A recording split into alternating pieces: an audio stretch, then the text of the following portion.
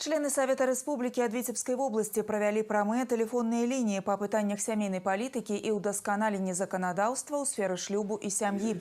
До Сергея Мялешкина звярнулись с пытаннями выкарыстання семейного капиталу и льгот для шматдзетных сем'яў, выплат при выхаванні дзяцей ва ўзросце до 3 гадоў.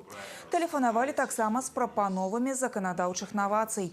Член Совета Республики адзначыў, что такие телефонные линии даюць магчымасць пачуць людей, их меркаванне и чаканне. Сергей Мялешкин падкрэсліў важнасць умацавання и захавання традыцыйных семейных каштоўнасцяў.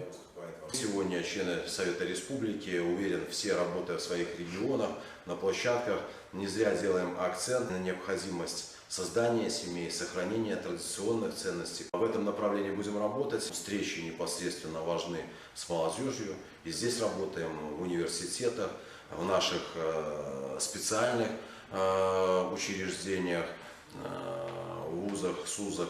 Поэтому данную работу с молодежью надо проводить, нацеливать их на то, что важнее создание семьи, рождение детей. И сегодня, чтобы семья с 3 и более детьми стала нормой.